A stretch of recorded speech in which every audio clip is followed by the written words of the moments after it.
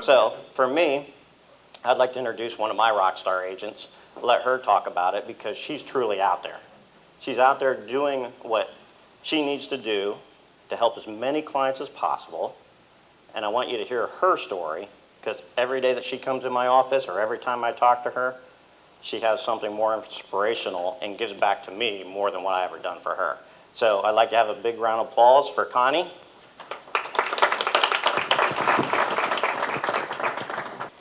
Hi, I'm Connie, and probably about 6 months ago I made the change to go from a small brokerage company to Choice Financial.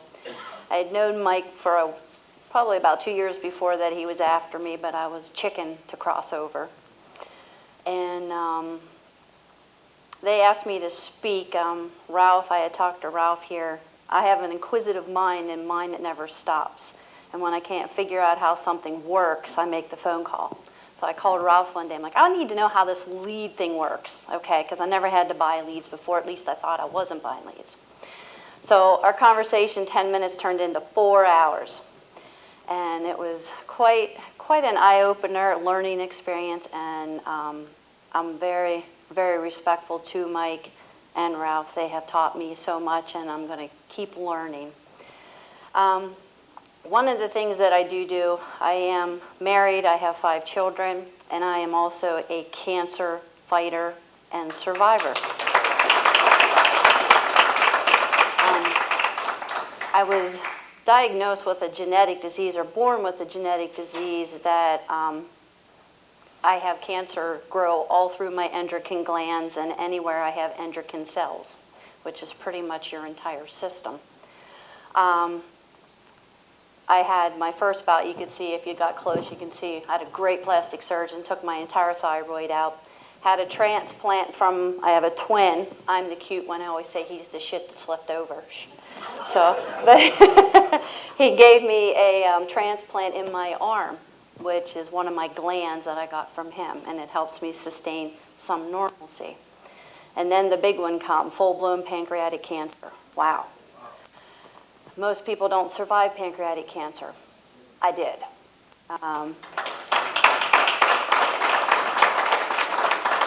That was in 2002. Went through a terrible surgery at Johns Hopkins. Was there for 30-some days. Radiation, chemotherapy. Here I am. And again, that was in 2002. 2003, it spread to the small intestine. Had a resection. Did okay with that, more radiation and chemo. 2004, I had nothing. I was like my only year in the last probably 15 years without a cancer episode. Got up one morning, had a massive headache. Noticed that when I walked, I went that way. Didn't say anything to anybody, but people started to notice, and I make a joke about everything. I don't take anything seriously. If I do, then I'm already dead. So I went to the doctors, and my family doctor looked at me, and she said, you failed the neurological test. I was life-flighted to Johns Hopkins. I had a brain stem mass. Could not operate, went through massive stereotactic radiation, where I lost who I was. I didn't know how to do ABCs. I didn't know how to do numbers. And I could remember my family, though. And it was like, it took all my independence from me. I had to give everything to my mother to do. I was divorced at the time. And here I am trying to work, go to college full-time, and beat cancer. But I did. And I have some complications from it. If you see me stumble, I'm not a drinker. I just don't have balance all the time. So that was in 2004. 2005, I was okay. 2006, the pancreatic cancer came back. So I already knew it. Just getting ready to get remarried, and we went. It was a week before the wedding, and they told us. And I just said, well, you know what? I beat it once, I can beat it again. So went in. This turned out to be a 20-some hour surgery. Didn't know what we were in for. I had a great surgeon from Germany and Johns Hopkins, and they were able to salvage some of the pancreas. So it was a miracle because I was never diabetic. I was only there for 14 days, went home, recovered, got recovered, then they zapped me for more radiation and chemo, and I beat it again. Had 9 months of no really medications or anything like that. I didn't have to go through massive chemotherapy, just like 6 weeks of it. And I got really sick. My abdomen distended. I looked like I was pregnant. I didn't say anything to anybody. I'm kind of like that. And then I went back to my doctor at Johns Hopkins, and I said, it's back. And I said, don't waste money on the scans. Listen to me. It is back. It was back. It had spread to all the lymph nodes. It had spread to the liver, the stomach. I was just deathly sick, really, really sick. Even though I make cancer look good, don't I? Don't I look good for cancer? This is my real hair. So we went down for all the preliminary stuff. They gave us a pretty grim diagnosis, and I don't ever accept that. And we went in, and we were in for 24 hours. And when I woke up, my surgeon, I have great surgeons. I had John Cameron, which is the head of Johns Hopkins. He's chief of surgery now, still there. And when I went in this time, I was scared. Most time I put on a tough act. But I went in, and they put me on the operating table, and I started to cry. And all of a sudden, this dude, this nurse, was Jamaican. He had the dreadlocks, and he was singing Jamaican music. And I think I was supposed to be sleeping, but it takes a lot to knock me out. And I'm like tapping, and I'm trying to get his attention. And he comes over, and he goes, oh, yo, man, what's the matter with you? You crying? And I said, yeah, I said, I'm really, really scared. And he went like this. And all of a sudden, the music stopped, and the operating room went silent. And he goes, ma'am, we don't operate alone here. We work from above. And I said, amen. I felt already relieved, because I am a true believer. There is only one reason I am still here, and I say the devil can't handle me, and God's not ready. So that is why I am truly here. And my two surgeons come in, we all held hands, and there was a prayer, and I went to sleep, and I woke up like 30-some hours later. And it was amazing. Both my surgeons were waiting on me to wake up, because I told them I will walk today. My bed lifted me up, and I walked. I was cut from ear to here, and all kinds of things hanging out of me, which I don't even remember half of them. But I did walk that same night after surgery. And they didn't, with the last surgery, because it had spread through everything. I don't know if people really know the term metastatic. Metastatic means it's elsewhere in the body, even though it might not show up on a scan, it's telling you it's there. And when they put me under a scan, I lit up like a light bulb. So they just opened me up, put me on a table, and literally sprayed me with like a garden hose of liquid radiation. And then they turned me for 24 hours so that it would shake and bake and cover everything in there.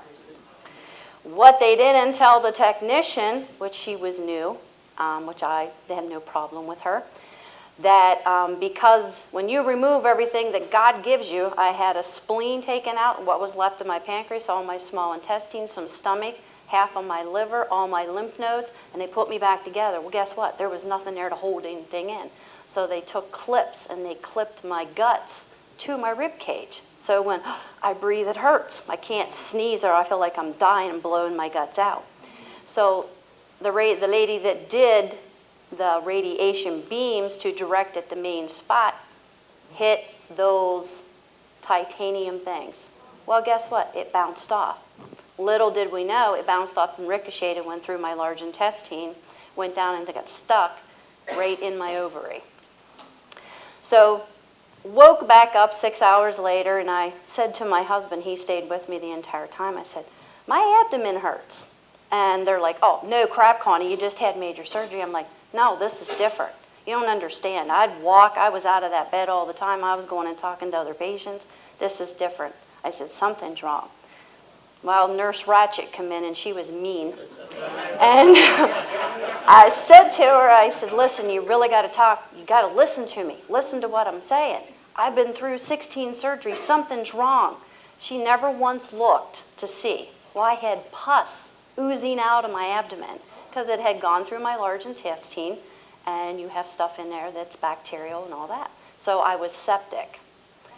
4 hours later, I was in intensive care. Couldn't be operated on because I was highly full of radiation. Anybody touch me, Now figure this one. They can't touch the radiation, but it's floating inside me. Same with chemotherapy. Isn't that kind of, I don't understand it. That's something I want to learn too myself. But so I had to be pretty much in a coma for the next 6 weeks. So I was put in a semi-induced coma, woke up, and they had repaired everything in that time. I guess my body was wore out at that time. I needed the rest because I don't ever sleep. And here I am today. I am a living testimony. And I was doing really well. I wear several devices. If you see my chest area light up, I have a virtual pancreas right here. It comes off for the 3 X's, shower, sex, and swimming, because it has a 3-inch line in the abdomen, and it's very uncomfortable and painful. It actually gives me insulin and pancreatic enzymes because your pancreas does all your digestion. I don't have a small intestine, so I do not absorb anything, so it's great. I'm the only woman that gets chased out of buffet lines. So, because I don't ever absorb, I just keep eating and eating and eating. But it does play heck on my life. Because I don't digest, I'm severely malnourished. If I were to take all the war pain off and all the levels, I have PICC line here, well, 1 in each side, because I have to go get vitamins, what you people take for granted every day. I go get shots and PICC lines of calcium. Anything that you absorb through your intestine, I don't do that. Then there's the whole episode of being a brittle diabetic. I have been dead twice. Anybody else diabetic in here? Okay. Well, I'm what they call a brittle diabetic. Because I have no pancreas, I make no insulin. So I rely on, this is Martha. I don't go anywhere without Martha. She's even on my driver's license. If I were to have another altercation where I pass out and wreck a car, I lose my license for life. So, as I was telling Mike, I was down the entire weekend. I could not keep my sugar above 50. So I'm flagged, I stay at home. So when we talk about all the things of a life insurance agent, how I do what I do, sometimes I can't answer that because sometimes I look in the mirror in the morning and I don't recognize who I am. Half of my body is missing, and I am fighting cancer again. It is back in my large intestine and in my uterus. So I take chemo injections every day, and I travel to Johns Hopkins about every other week for what they call, I don't know what, regimental chemo. I'm not sure what that word means. I call it the holding stall, where they just move you from place to place. But I am still here, and I love what I do as far as being an agent. I've been an agent for 5 years. I was an oncology registered nurse for 20 years prior to that. Some of the other things I do is I don't ever give up. Just when I feel I'm down, like on Saturday and Sunday when they hide my keys to my car, the lawnmower keys are taken. They did forget my 4-wheeler, but it was too wet to go riding that day because I am pretty much a country girl and a farm girl, and I do race motocross too. So there's not too much I don't try or that I will not try, but my main thing is to help people. I was telling Mike a story coming down the road, and I think I shared this story with Ralph. You meet all walks and talks of life. You can never plan your day. You might think you have a set schedule, but one person can throw it off. Or someone being early, someone being late, or just life happening. I can't really plan day to day. Again, I could wake up tomorrow with a sugar of 50, I'm flagged, or I can be at 800. I have been both places. So when I make my appointments, and I do, I can almost guarantee when I book an appointment that it's going to be a sale. Why? Number one, I'm a human first. I will ask them all kinds of nosy questions. And I can probably count on 2 hands how many no-shows I've had in 5 years and how many times I've got porched. I never knew what porched was until a friend of mine told me, because I never had it happen, you know. And but I'm a person first. When I call those people on the phone, I'll say, oh, you know, how many grandchildren you have? Because how many people do you call and you hear kids screaming in the back? So I'm going to bring that entire family into it. I'm going to ask you questions. And being in the health field that I am, I also teach at Johns Hopkins 1 day a month people that are severely diabetic and need help programming insulin pumps okay? So I do that too. I am also called once a month to go and talk to people that are newly diagnosed with cancer. I get in a lot easier to a room than someone that looks like a cancer patient, right? Would I be more accepted to you, sir, than the one that's emaciated, bald, and gray, and half dead? I clean up okay. But I also, again, I know how to be a human first. And to me, that's the most important thing when you're being an agent. Not only when you knock on their door, but also when you talk to them. And you can guarantee you, I'm going to leave there with referrals. The other brokerage company that I worked for, I was their least expensive agent because I worked on referrals. I didn't need to buy leads. I didn't, Now I'm getting lazy. Well, I shouldn't say lazy, I'm tired. Let's put it that way. Because like I said, there's not a day that goes by that I don't have something I have to do as far as medication, doctors, or this and that. But when I am a person first, I get right down on the level with them.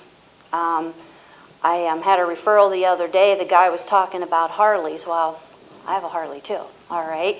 So there's not too much, again, that I won't try. So I didn't go there looking like this. I went in my blue jeans.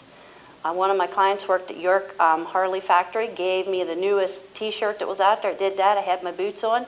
When I went to the door, excuse my language, he goes, "Shit, lady, you mean business, don't you?" That's what he said. I'm like, I am what I am, And then when I told him about my little Sportster, he's like, "You have a Sportster?" I said, "Yes." And he just started, he was in heaven then, So to me, it's human first. And people smell desperation.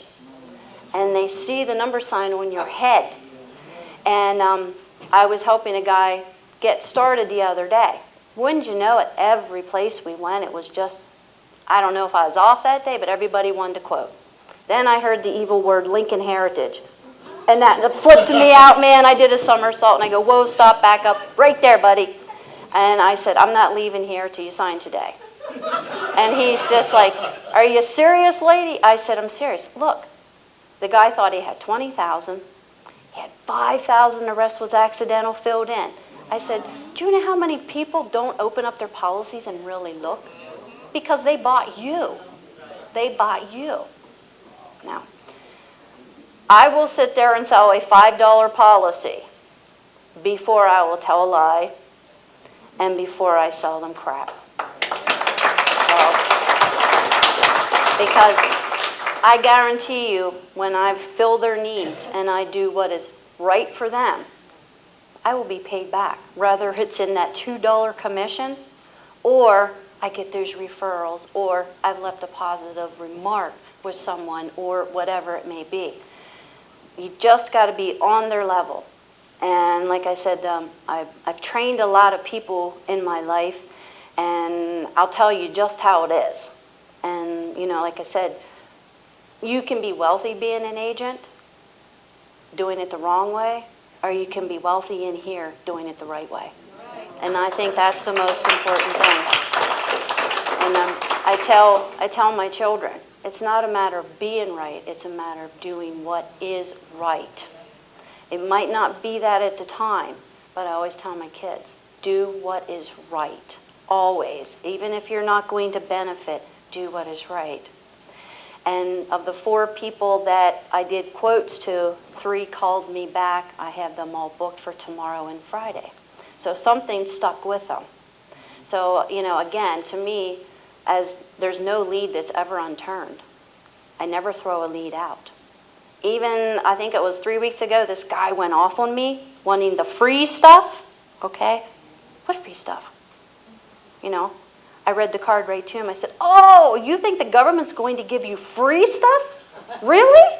Oh, come on now. You know better than that, sir. You just don't remember doing it or what may the case be." He said, "It says free," and I read the card right to him.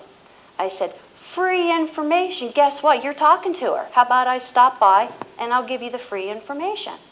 He's like, "Well, I kind of am interested, but, and then he just was making an excuse. I said, "Sir, I'll see you tomorrow at 12:30. I like coffee. A nice croissant would be even better."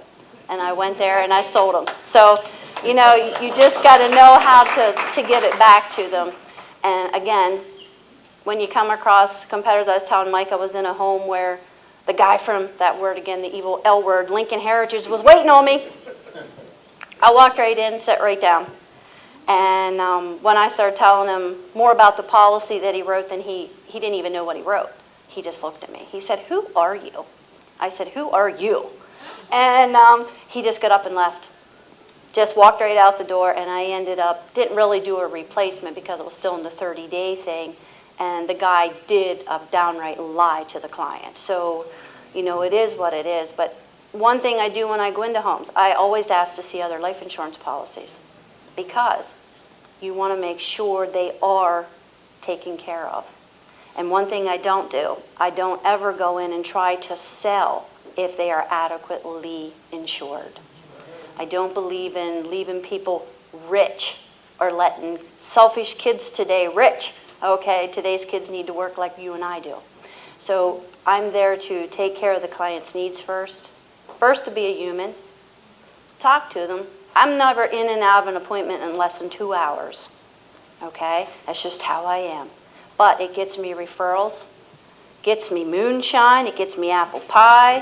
What else have I got? All kinds of stuff, because I will live way up in Juniata County towards towards State College, and there's a lot of older folk up there, and I've been asked to bootleg moonshine.